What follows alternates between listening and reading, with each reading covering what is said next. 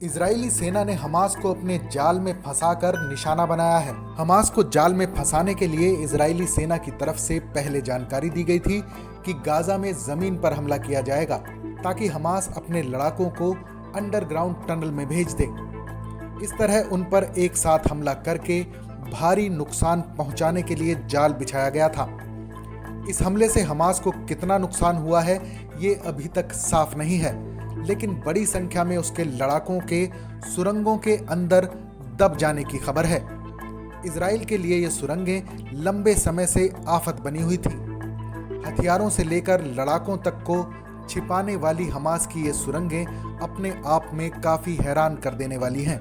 Israel defence force यानी IDF ने पहले जमीन पर हमले की बात कही, लेकिन फिर बाद में साफ कर दिया कि उन्होंने सीमा पार नहीं की है।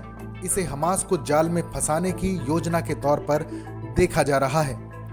डेली मेल की खबर के मुताबिक टनल से बाहर निकलने पर हमास के लड़ाकों के सामने सैनिक और टैंक तैनात थे, जो नाइट विजन के साथ उनका इंतजार कर रहे थे।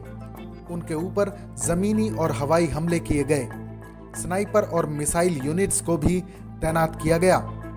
IDF के मुताबिक गाजा सिटी में हमास की सुरंगों को उड़ाने के लिए एक खास ऑपरेशन को अंजाम दिया गया।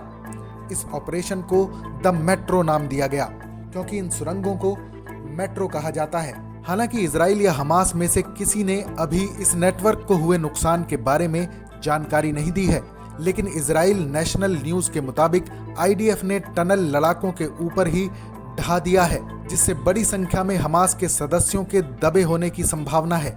ये टनल हमास के लिए बेहद अहम हथियार रहे हैं। 2014 में इजराइल के साथ जंग के बाद से लड़ाके इन्हें हथियार लाने ले जाने, इजराइल में दाखिल होने, सैनिकों को निशाना बनाने के लिए इस्तेमाल करते रहे हैं। पहला टनल 2007 में गाजा पट्टी और मिस्र के बीच बना था और इसका इस्तेमाल तस्करी के लिए किया जाता था। इससे पहले भी इस तरह के ढांचों से काम लिया जाता था।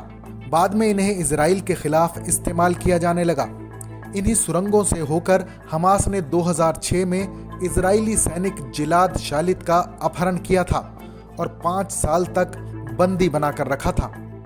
आज ये नेटवर्क इजराइल तक पहुंचता है। यहाँ हमास अपने रॉकेट और दूसरे हथियार भी रखता है, आपस में संचार स्थापित करता है, लड़ाकों को छिपाता और हमले भी करता है।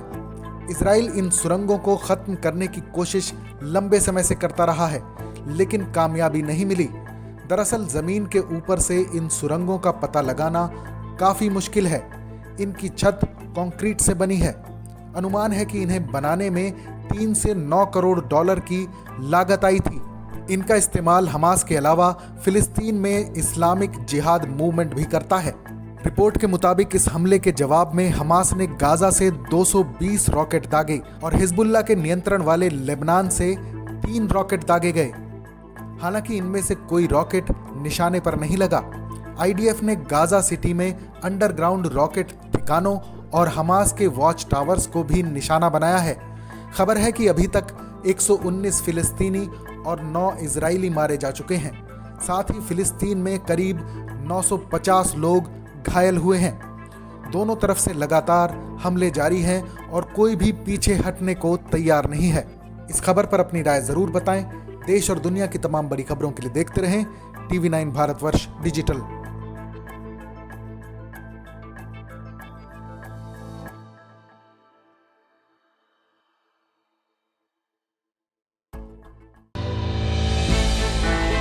हमने की गलती फिर एक बार, कोरोना ने किया दोबारा प्रहार। मास्क, 2 गज दूरी, करें अपनी सुरक्षा पूरी। कोरोना टीका हम सबको लगाना है, मिलकर साथ समझदारी से कोरोना को हराना है।